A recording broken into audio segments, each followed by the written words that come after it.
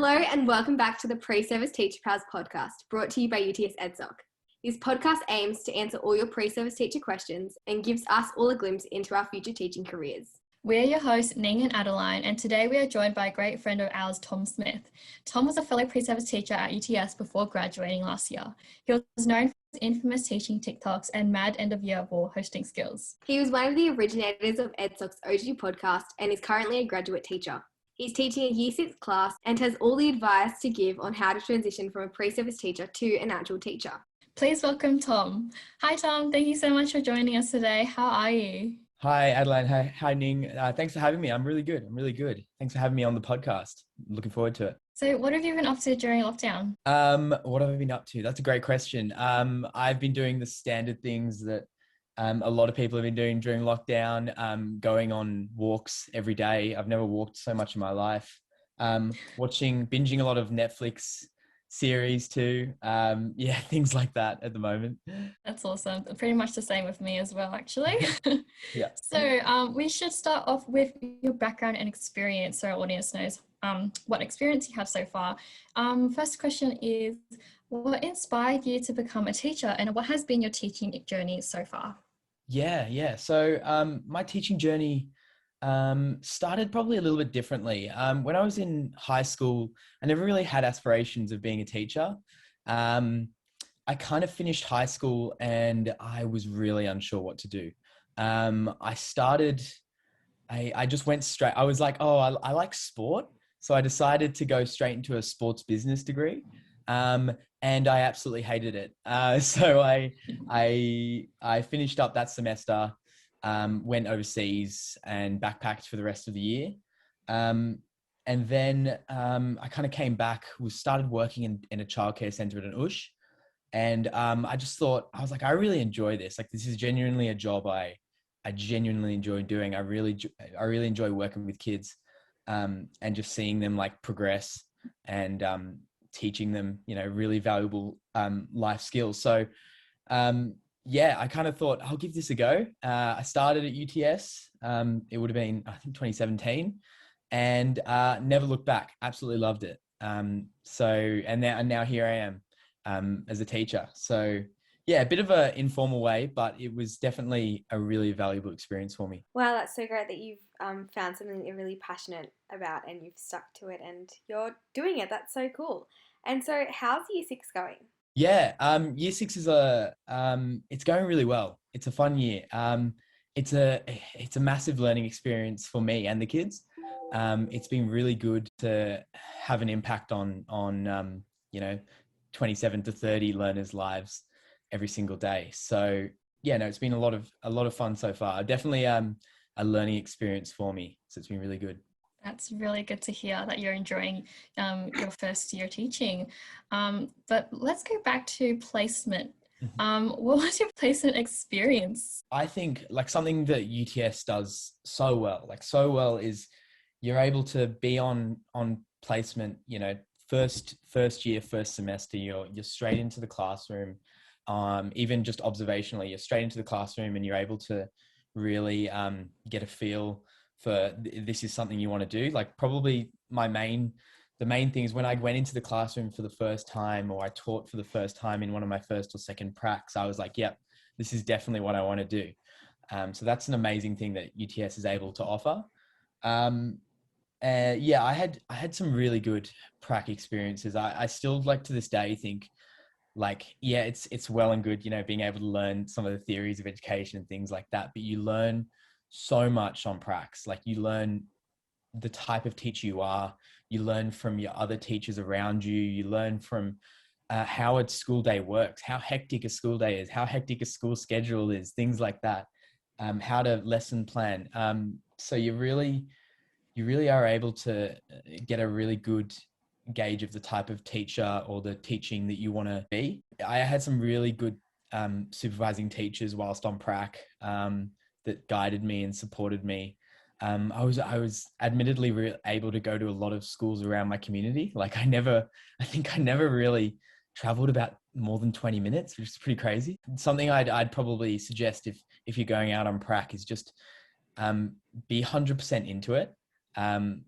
Just push yourself into everything about that school. So not just be there for the teaching and then leave, be there for everything, because it's just such a good, it's a hectic 3 weeks to 6 weeks, whatever your prac is, but it's a really beneficial one. I'm not going to say they weren't tough at times, but they were definitely really good for the teacher I am today. Some really good advice there. Could you tell us a bit about your final year prac experience? Because I heard you were affected by lockdown. Yeah, so a lot like many other students this year, I was exactly in the same position last year. So obviously we had our first lockdown about, I think it was earlier last year. There was a lot of, unknownness coming from the, into your last year. You've got some really big pracs, you got your TPA coming up. So yeah, it was very interesting having to negotiate with the school around when was the best time for me to come. Luckily, I had a really supportive school, and the principal was like, come in later in the year when this is all kind of settled so you can get the most out of your weeks here at school. And I really appreciated that. So I did like an 8 weeks straight prac, which was really intense. It was like one of the most exhausting 8 weeks, but it was also a really beneficial 8 weeks, because you got to see programs all the way through, and you got to see, you got to be there for the sports carnivals and excursions and things like that you don't really get to have a full outlook on a 2-week prac. That school was really interesting actually, because it was a K to 2 and a 3 to 6 split site. So there was about 600 meters between the K to 2 site and the 3 to 6 site. So they were practicing road skills from kindy all the way to year 6, which is really cool. Oh, yeah.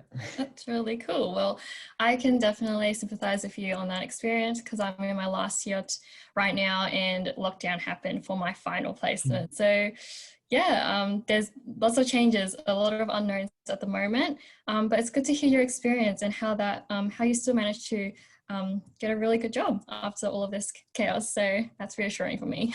Yeah, definitely. And so from your experience as a pre-service teacher, do you have any job recommendations for us to undertake while studying? I know you mentioned before and after school care and USH services. Are there any more? Yeah, definitely. I think as a pre-service teacher, I was really lucky. I worked at USH quite a bit, so I got to see, I got to like interact with kids every day, if not in the more like playful side of things, which is really cool.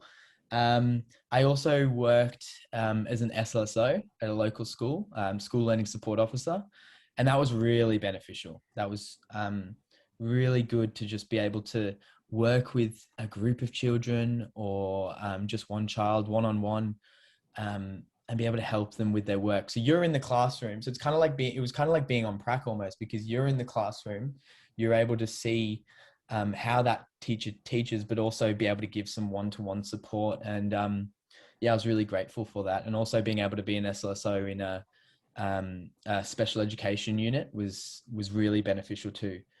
So I highly recommend, things like SLSO work, tutoring is always a good idea too, especially because it really gets you thinking about the syllabus and what's involved in the syllabus, and some fun and engaging numeracy and literacy ideas. So, yeah.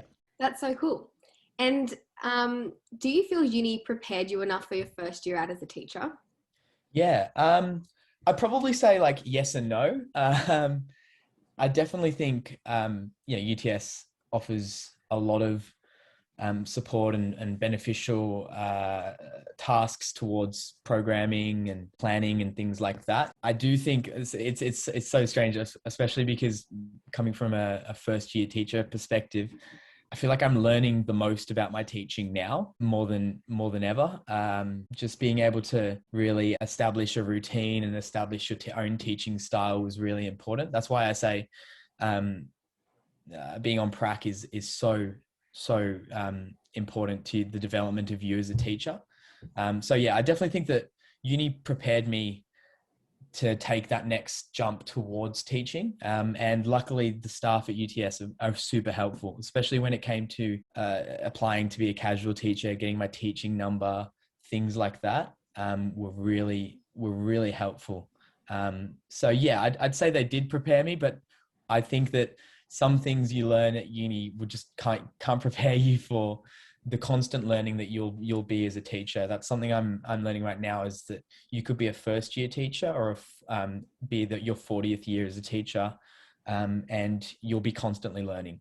There's some really good tips there. So I'm curious about your DET interviews. What was your experience like, and do you have any tips for pre-service teachers out there? I had a bit of a different experience with my DET interview. Obviously, we were still kind of in lockdown during our DET interview. I was expecting an interview face to face with somebody, but it was actually on an automated program. So it was like they'd give you a question on the screen, and then you'd have 2 minutes to prepare.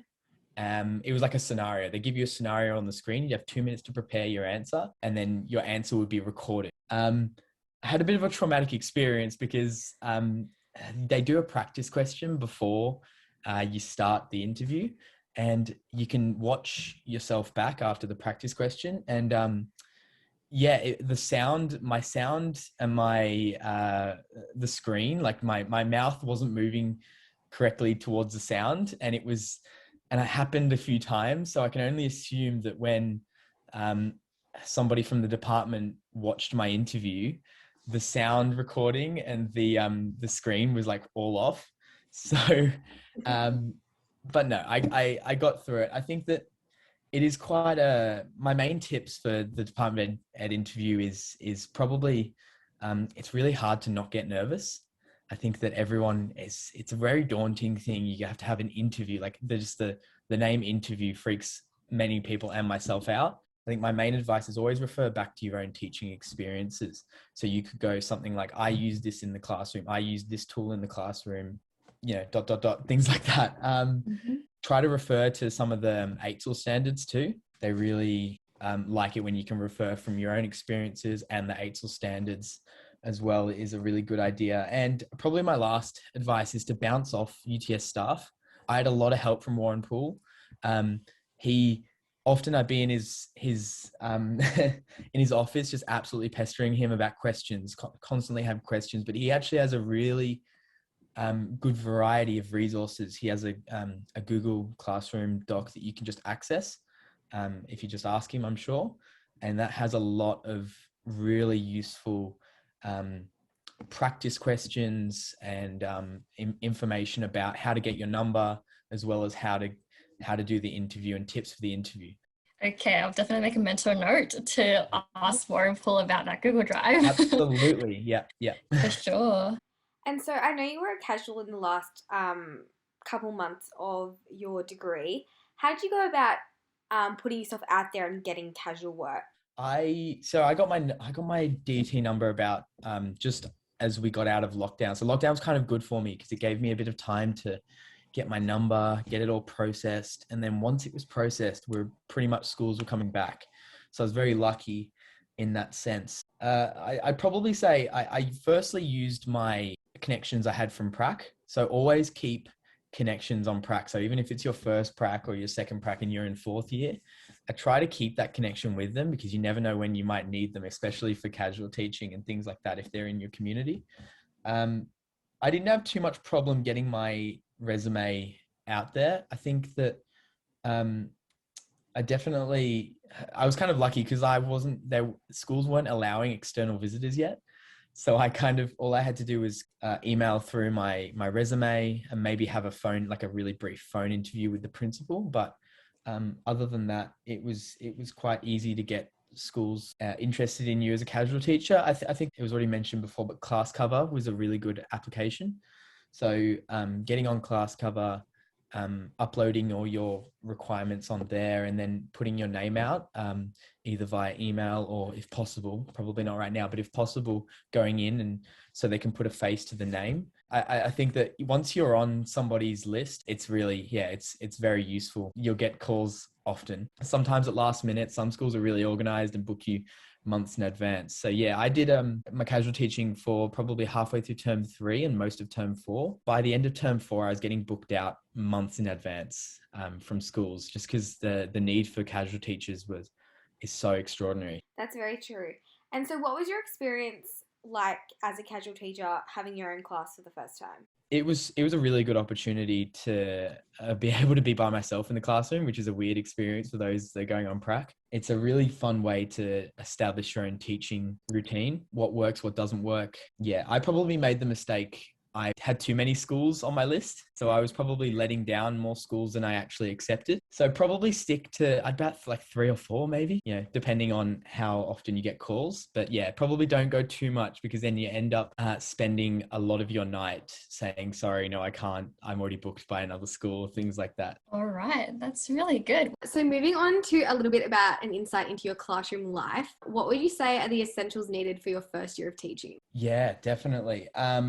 Establishing a routine, I think, is really important. So, for example, having a routine, not only for the kids, but for yourself. So having a set out like calendar, you're going to do English in the morning on this day, you've got library on Tuesday mornings, and something like that is really important. Once you establish that routine, you're able to really be able to plan yourself. So, because I think a big thing that I've learned is, as teachers, you've got to be really organized, super organized. You got to be able to organize yourself and 27 other kids. Having your own style as a teacher as well. So that's why casual teaching is super important, because you're able to have your own style in the classroom, your own teaching style. Every teacher I know teaches differently. I don't know 2 teachers that teach exactly the same. So having your own style is really important. If you ask my kids what my style of teaching is, it is I cannot sit still for long enough.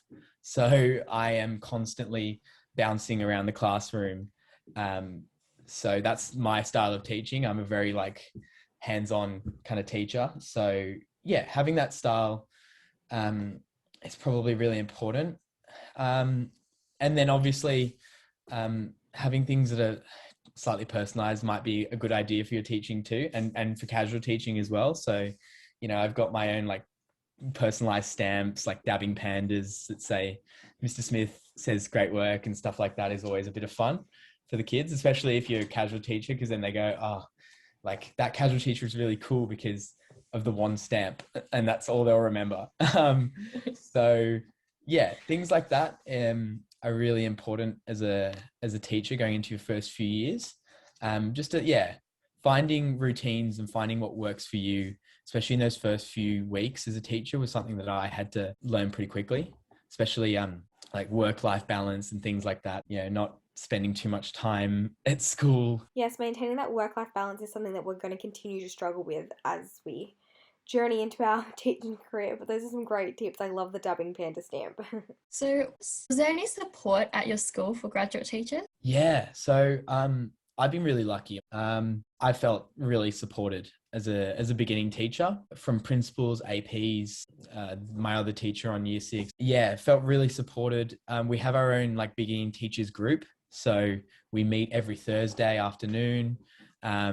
Someone brings chocolates or something fun, and we just hang out and talk about our experiences. And we also talk about the accreditation process. So in your first few years, it's all about gaining proficient accreditation. So we talk a lot about that, and that's really good because in the beginning teacher group, there's teachers that have been there in their first year, like myself, and then there's also teachers that are in the 3rd and 4th year. So it's good to bounce off them because they've been through that experience. They've done the accreditations. So my main recommendation would just be to bounce off other teachers. Something I had to learn very quickly was no question is a silly question, That's great to hear your school is so supportive and offers that sort of support.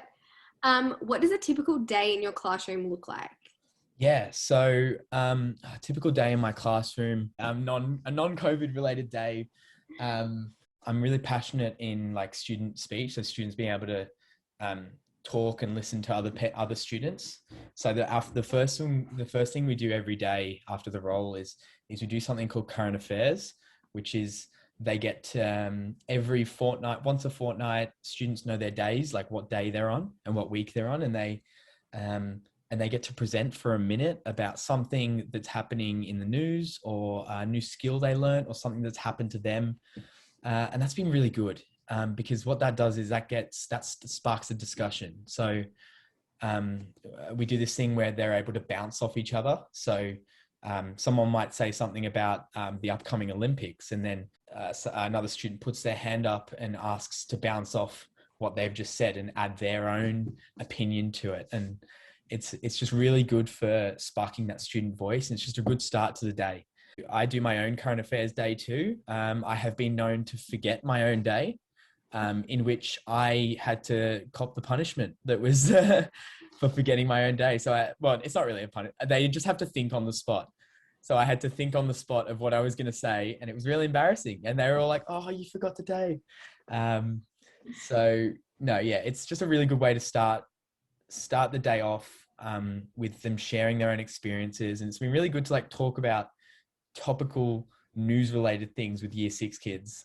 It's been really good. Like they're quite, once you get down and like to the topic with them, they're really quite knowledgeable about things that are happening in their world, especially COVID and stuff like that. So yeah, usually like a general rule of thumb, you'd have your English or literacy in the mornings, maths, we do like maths groups in the middle, and then you usually do your KLAs or something active in the afternoon. Something I realized very early was your class schedule and the school schedule really is packed, especially non-COVID related. There is so much extracurricular stuff that goes on. I'm really invested in sports, obviously. So I'm always off doing coaching sport or something like that. So yeah, it sometimes feels like there's not enough time in the day to cover everything, but we get there in the end. I love that, the current affairs activity you do with your kids. Yeah. It's really good to get the kids being more aware of the world as well. So Tom, your schedule sounds pretty hectic. How do you stay organised? Yeah, so different teachers have different styles of organising themselves. I kind of started with a teacher diary, like one of those big teacher diaries. Started it, didn't go too well.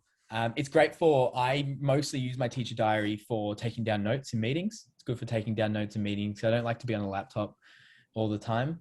But I mostly organize myself and my teaching online. So I use a lot of OneDrive and Google Drive to plan my days. So I plan my days using Google. I use Google calendars to know when I've got a meeting and things like that. So that's really important. Finding a system that works for you. Some teachers really like those planners, which I absolutely respect. I just had to find something that worked for me. Our school is moving towards online programming. So after having a chat to some of the teachers, they have binders this probably I can't explain it on a podcast, but binders this big per year. And that's their program, their learning program. So they have binders and binders of binders worth of paper programs. So my school is starting to transition into online programs. I'm using OneNote. And I was lucky because it's their first year doing that. And I'm coming in fresh. So it was easy for me to transition all my stuff onto the online platform because it was already there.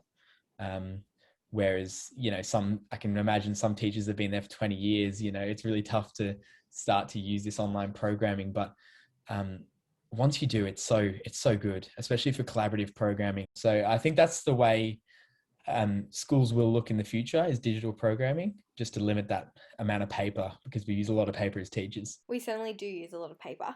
And that's so good that your school is digitalizing all those programs. Yeah. What would you say has been the most challenging part of your teaching career so far? Yeah. The most challenging part, I think, would have to be establishing a work-life balance and managing the workload. It was really tricky at first, trying to not be at school for hours and hours and hours after school, I used to be at school.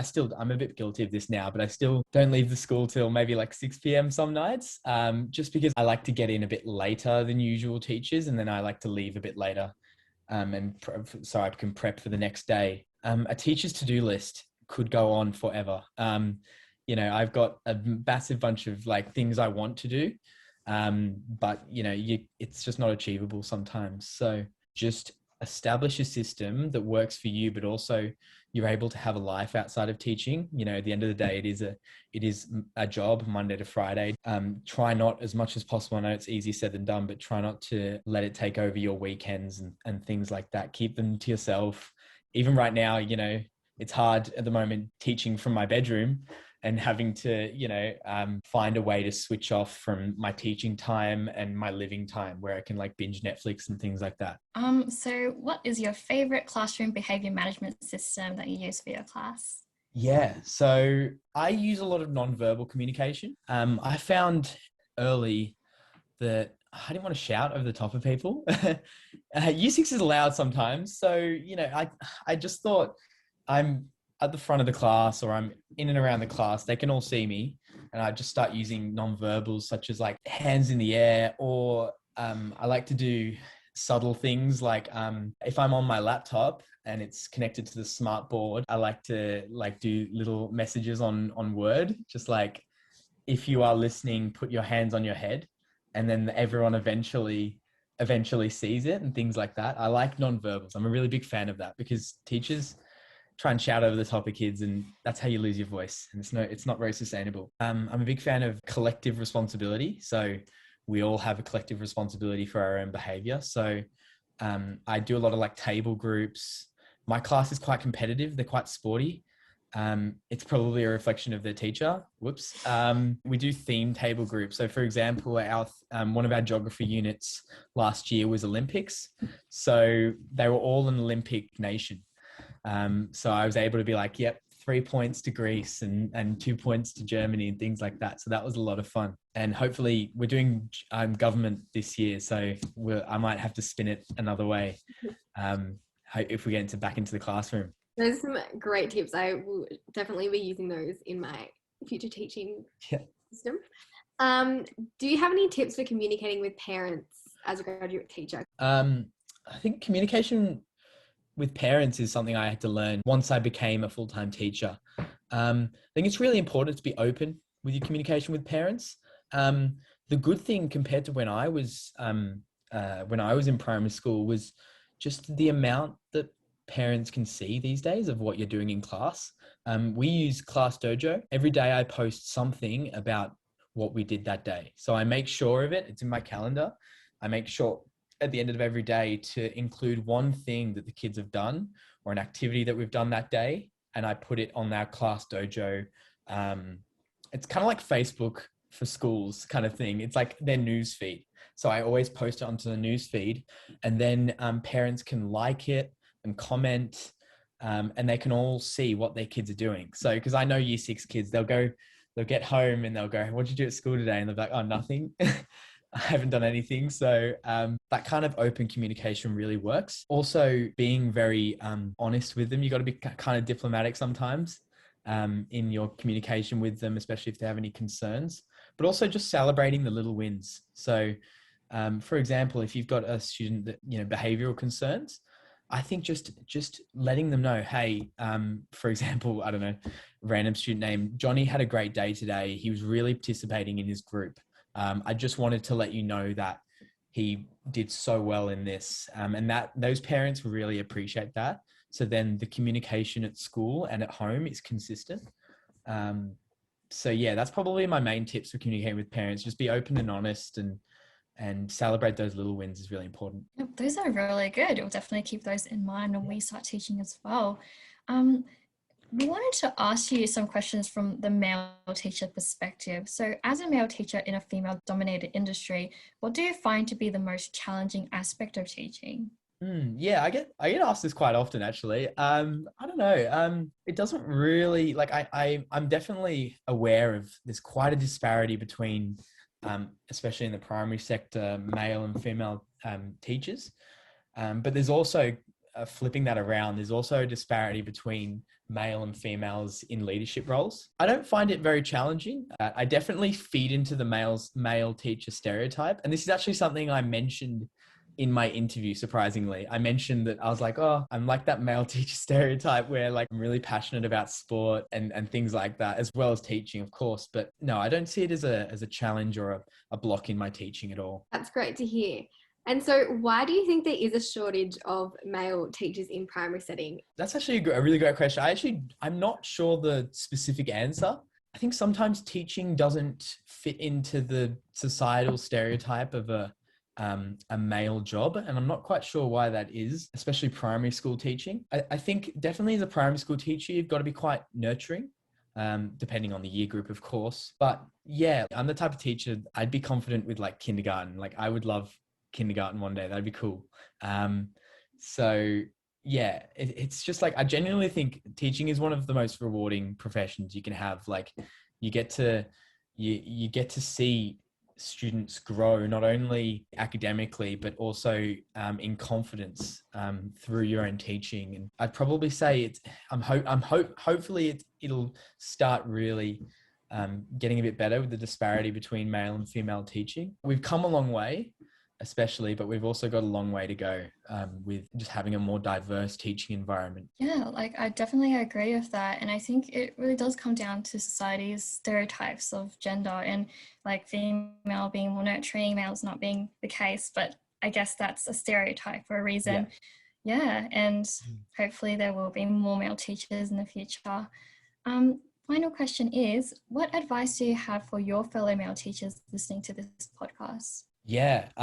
If you're a male teacher still studying at the moment, something that really helped me was just to be 100% in everything about my teaching. So just go headfirst into everything. Teaching is such a rewarding experience because you get to work alongside some amazing educators and you get to learn so much, not only about students, but yourself. So my main advice would just to take it head on and just be 100% into it. That's some great advice. We wanted to ask you about your current situation now during lockdown.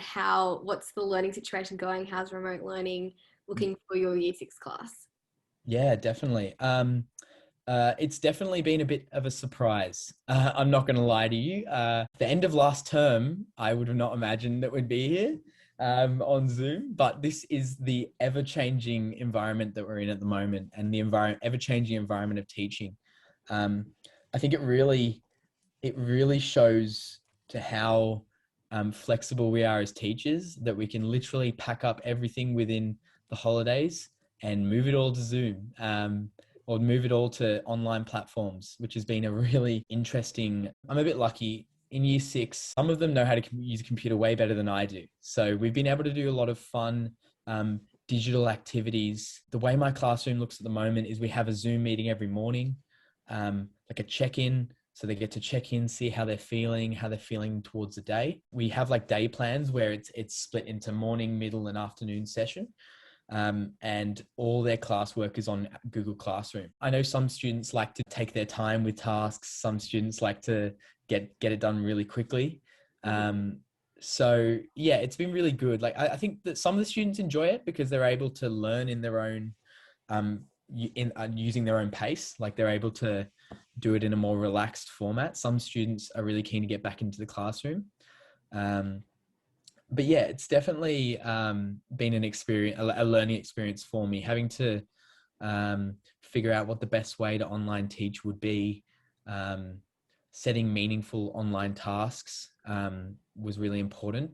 Not trying to do too much. I think a lot of teachers struggle with trying to set too many activities that aren't going to get done eventually. So trying to do less activities, but more meaningful. Yeah, I think a lot, especially our staff at my school, where we're kind of treating this, we're not going to get all of it done. We're not going to be able to follow our usual day-to-day program, but it's just a pause so that we can then, once we get back into the classroom, we'll have plenty of time to catch up on what we missed out on, because there'll be no RFF there'll be no like sport or assemblies and things like that take up a lot of time. So yeah, I think that online learning has definitely been an interesting experience. But now that I've found a routine that works for both myself and the class, it's been going all right. It's just trying to find a routine that works in my own life too. Getting out of my own room to do Zooms and trying to do a lot of tasks outside are really important too. That's great to hear that your school's been so great in terms of getting that wellbeing check-in with their students in the morning too. I think that's so important. Yeah, it is. It's super important. Yeah. And so before we end today's podcast, we wanted to do a rapid fire round of questions. So we answer them really quickly. So are you ready? Yeah, ready to go. What is your house colour at school? Blue. Favorite KLA to teach? Ooh, I'd say geography or sport. Your favourite activity to do with your students? Kahoot quizzes or a game called Shush Ball. Have you made any more TikToks? Surprisingly, I have during lockdown, made more educational TikToks. My kids absolutely hate them because they think they're very cringe. But it's great. I love it. You have to send them to us and we can put them on our story. Yeah, definitely. Yeah. For those who don't know, last year during our first lockdown, Tom made all these TikToks for EdSoc, and they're on our highlight story if you want to go watch them. They're really great. Or don't. That's perfectly fine too. What do you pack for lunch at school? I'm a big fan of leftovers from the night before. Yeah. Favorite sport to coach? Soccer or cricket? And final question, what is some advice you wish you had heard last year as a pre-service teacher before starting? The first year is you're going to learn so much more. You're going to learn the most you've ever have in your teaching career. I think that's probably my main bit of advice. Be open to learning and be open to make mistakes along the way, because that's how you learn. That's the best way to learn, is making mistakes. All right, perfect. Well, thank you so much for joining us today on this episode of our podcast. It's always so great to catch up with you and hear all your tips about being a graduate teacher. You always keep it so real, which is what we love, and you're more than welcome to come back to EdSoc at any time. Thank you so much. Just congratulations to everyone involved in EdSoc. You guys are doing an absolutely amazing job, so well done. Thanks. Thank you. These podcasts are an awesome idea. Keep them going because they're really good, and I'll keep listening. Thanks so much for listening. Be sure to check out our other episodes linked below and let us know your teaching questions. This is Ning and Adeline out. We will see you in the next podcast.